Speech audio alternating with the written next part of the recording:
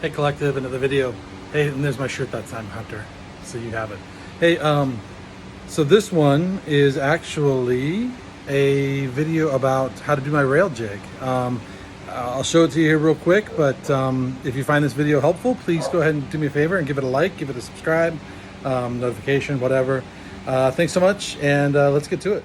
So there's the basic setup. I've got my blanks sitting right here. They're 47 inches long. I've already cut them down to size by 2.5 inches wide, 3/4 inch Baltic, of course. And then this is the little jig that I created. I just got it mounted to my table right now with a couple of clamps. It's a very simple jig, as you can see here on the right hand side. It's got a round over for the bottom of the thing. It's got a handle cut out, and it's got a round over up at the top. And if you look here, here's my measurements for my handle. You can see that my handle is 4.25 inches. It's 1 inch thick. So, and here you can see that originally my board was 2 7/8 inch, but now it's 2.5, which is nice because when I put it in there, it just kind of like routes through real quick.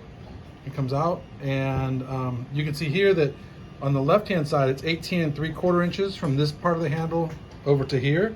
And what it does, on the other side, it's 24 inches. And what it does is, this is for counterbalance because we have the hole cut out and we've got the legs in here. So when you're actually holding it and carrying it like this, it carries just like a briefcase, nice and level, nice and flat. My cross brace in the middle will be 1 inch to the right of this handle. So right about there is where I'll hit my cross brace. So I hope you're finding this helpful. I'm gonna go ahead and throw a blank in there real quick. Show you how easy it is. So you just grab a piece of stock, you throw it in here, you line up the edges real quick at 47 inches, make sure it's shoved all the way back, and push your clamp down. Same thing, right there. I didn't go over the purple tape on there, but that's actually 220 sandpaper. It helps it from sliding as you're running your router through. All I'm gonna do now is I'm gonna turn on my router. I'm gonna come over, I'm gonna cut this little corner off so it's nice and rounded. I'll cut my handle out, and then I'll come back through and I'll cut around that corner off. It takes about 1 minute and 10 seconds to do one side rail once you've got your wood cut to the right length. So I'm gonna do that, I'll be right back. All right, so welcome back again. So as you can see here, I just went through with the flush trim round over bit. It's a 1/4 inch up spiral bit, the same one that I used for the hole. You can find it on the Collective's website. And I routed out the inside of that hole, the handle rather, and the outside. I kind of got a little burnt mark, but I'll sand that off, not a big deal. That took about 45 seconds maybe to route, that's about it. The rest of the time is really just swapping out the blank and moving on to the next one.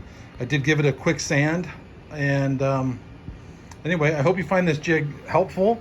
I'll go through it one more time real quick. The jig is just basically set up just like a blank. So we've got something that looks like my rail right here with my handle cut out, an edge over here. It is made out of 3/4 inch Baltic birch because I think I had some extra laying around, believe it or not. And really the bottom part of this, or these little clamps you get at Rockler for like, I don't know, $5, $6, $7 a piece, something like that. I don't remember. I just have it clamped to my workbench.